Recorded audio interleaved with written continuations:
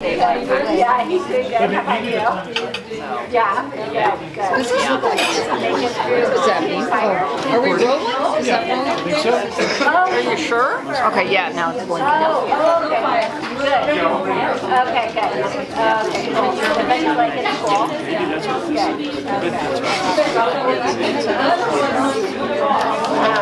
Oh, we do? Oh, that's great. Oh, that's great. You ready to roll? Yeah, I'll do it first. Get it dry back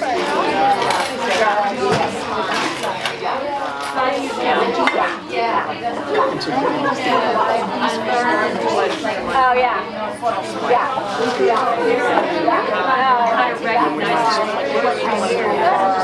I'm going to go ahead. Good evening, everyone. Good evening. Okay. Sandy Tobin, you're going to have to hush now. Okay. All right. Good evening, everyone, and welcome to this evening's Culture on Tap.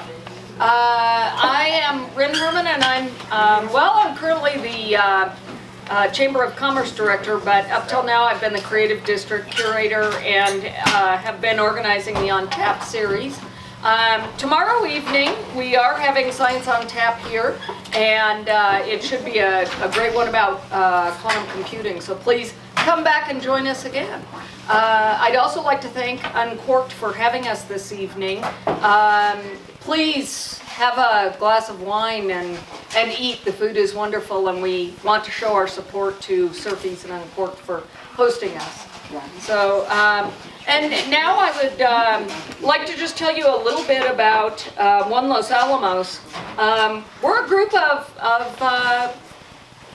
citizens here in Los Alamos who became interested in politics, really, after the recent elections, and we all just wanted to kind of come together and make sure that we were doing what we could to make sure our community and our kids appreciated Los Alamos for things that we appreciate in it. We are interested in promoting thoughtful civil dialogue around our diversity of backgrounds, beliefs, and identities in order to champion shared values and interests that can strengthen our community. So thank you everyone for coming here tonight to support Culture on Tap. We hope to have more of these in the future. I want to go ahead and introduce Jim Nesmith this evening, and he will tell you a little bit about our speaker this evening, Stephanie. But first I would like to share these little gifts with you both, and thank you for coming and being a part of our discussion this evening. These are photographs done by one of our members, Elena Georgi. So thank you, Elena. She will be here eventually. So, very good. And everyone, please join me in welcoming Jim Nesmith.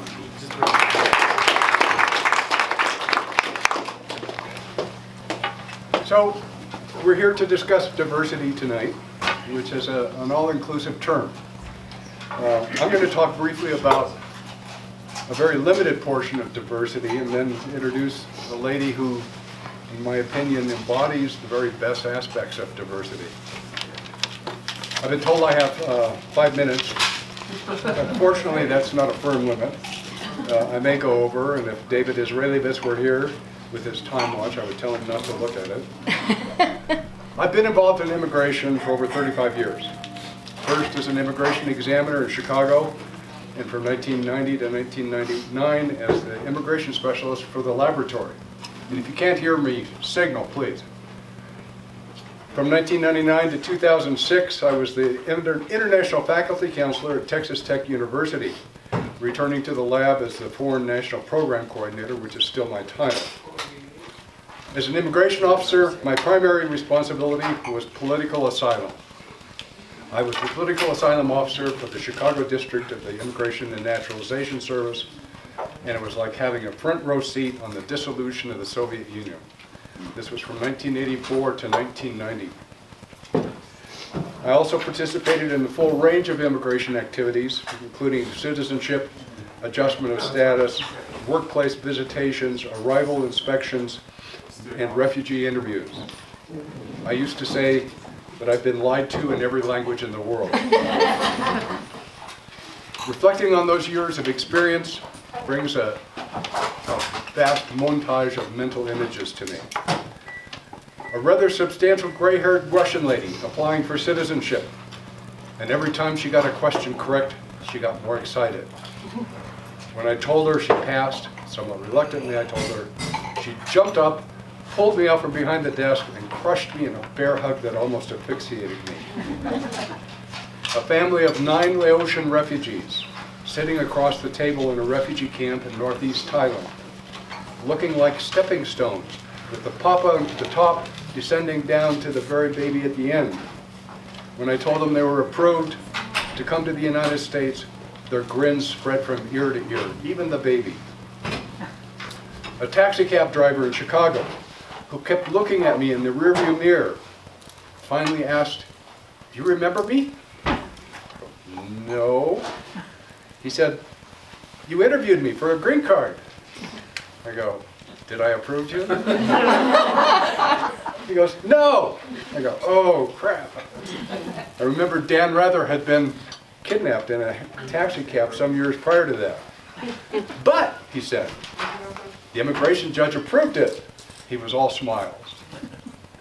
Chinese students protesting China's crackdown on the democracy movement, devastated by the Tiananmen massacre, sitting in my office with the haunted look of those who have nowhere to turn and nowhere to hide. Romanians arriving at the airport on Sundays and showing up in my office Monday morning, frequently literally trembling with nervousness to apply for political asylum, because they had heard they must apply within 48 hours of arrival or they would not be eligible. And on and on. Myriad faces from all over the world. These are just a few images from my immigration days that come to mind, but I hope they give a sense of the incredible diversity of people I dealt with. During that time, I came to appreciate in a rather limited way, the incredible diversity of our nation. Since coming to Los Alamos, that appreciation has exploded, as I have observed the incredible contributions of our foreign nationals, not just to the laboratory, but to the very fabric of our society. How many of you have attended the dances of India? Woo! Beautiful. The Diwali celebration. Yes. Chinese New Year's celebration. Yes.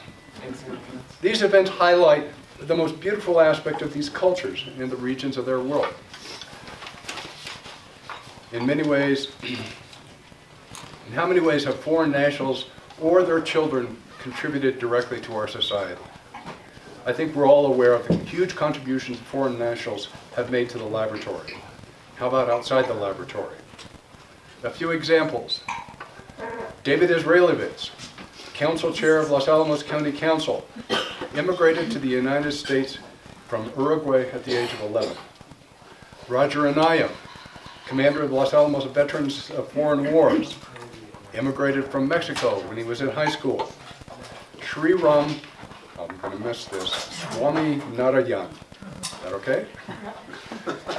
Deputy Chair of the Los Alamos County Transportation Board, immigrated from India to work at the laboratory. Krikorian, has anybody ever heard of him? 94-year-old who, as a toddler, was a refugee from the Armenian massacre in 1921. He joined the Manhattan Project in 1943 and came to Los Alamos in 1945. As a pioneer in many national security programs, Crick's reputation as a scientist of international renown was firmly established. But he also served on the county council in the early years and thus had a lasting influence on our community. Or how about Subhadra Devi Raju? Have you ever heard of her? She's the wife of a laboratory scientist, well, who used to be a laboratory scientist. As a 16-year-old girl in India, she was arrested and imprisoned in 1943 by the British for participating in Mahatma Gandhi's Quit India movement, protesting against British rule. Under the influence of her cellmates, she was encouraged to break with the traditions of Herda and pursue an education. By the time she came to the United States, she had a Bachelor of Arts, a Bachelor of Law, a Master's of English Literature, and a Master's of Journalism. In Los Alamos, she became the Executive Director of Self-Help, doing social work and giving assistance to northern New Mexicans. Imagine, if you will, a devotee of Gandhi, somebody who actually served in prison in India, teaching our citizens the principles of self-determination and other Gandhian precepts. That just blows my mind. Or consider the Pajarito Brew Pub. It was developed by a pair of immigrants. Those same immigrants now manage the Cottonwood on the Greens restaurant. Or consider Surfies, a food tech startup that serves a wide variety of cuisines around the world and has branched out to provide us with this delightful menu tonight. And soon we will have Fleur de Lis, a French gourmet store and tea house, which I can't wait for it to open. The examples could go on for hours. Suffice it to say, our immigrant population has immeasurably enriched the texture of our somewhat isolated existence. The value of intellectual, cultural, philosophical, and ideological cross-fertilization generated by our international community simply cannot be overstated. Our speaker tonight is a classic example of that indomitable and irrepressible spirit. She was born in 1926 of Ukrainian immigrant parents in Boston, Massachusetts. Her undergraduate degree was in physics from Northwestern University. She and her husband moved to Los Alamos in 1948, where they raised 6 children. A Los Alamos living treasure, she's the author of a short collection of poetry, Inside Passage, and the memoir, An Ocean Between, 100% American, 100% Ukrainian, which celebrates her Ukrainian heritage and the story of her immigrant parents as they started a new life in the United States. Ladies and gentlemen, please give a warm welcome to Stephanie Sidoria.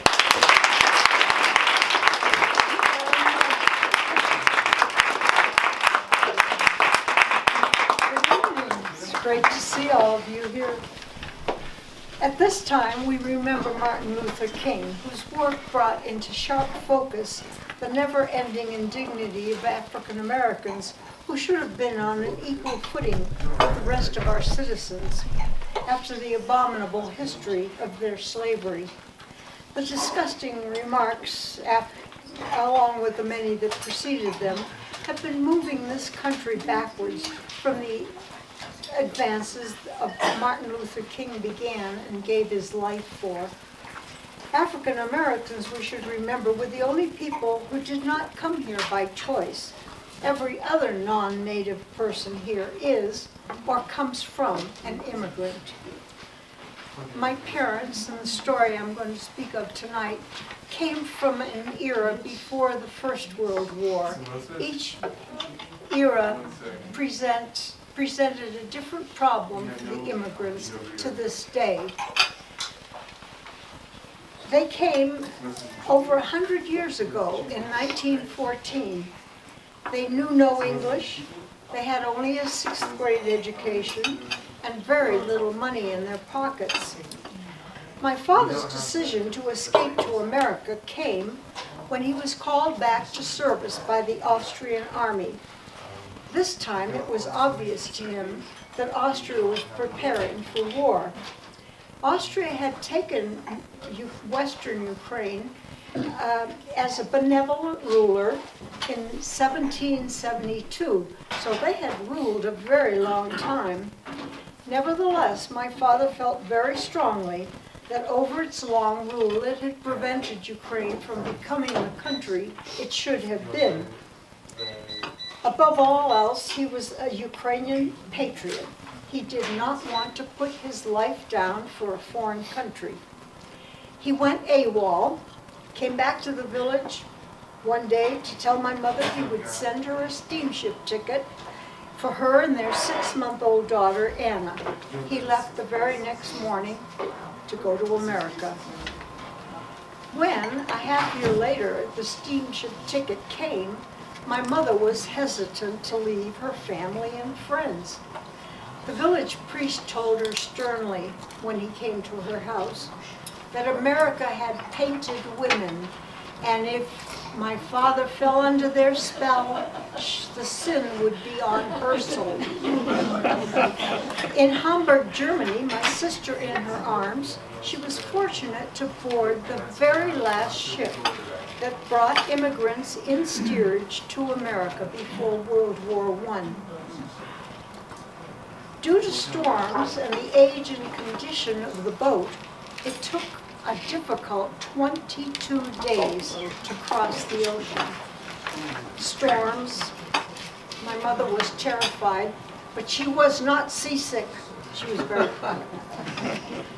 Upon arrival at the port of Boston, happily, she had no red tape to go through, which you spoke of. She needed no visa. She needed no green card, no investigation into her past life.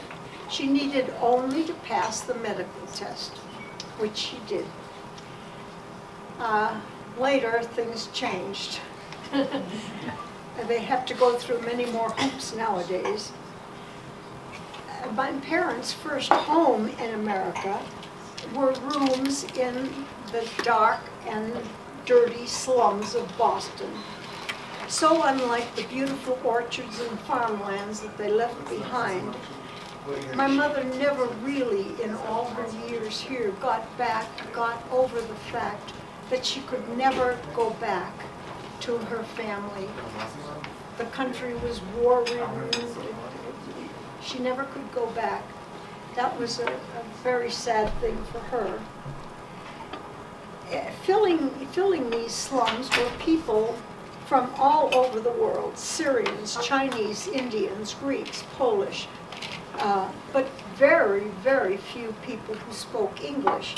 So there was this enormous area with hardly any.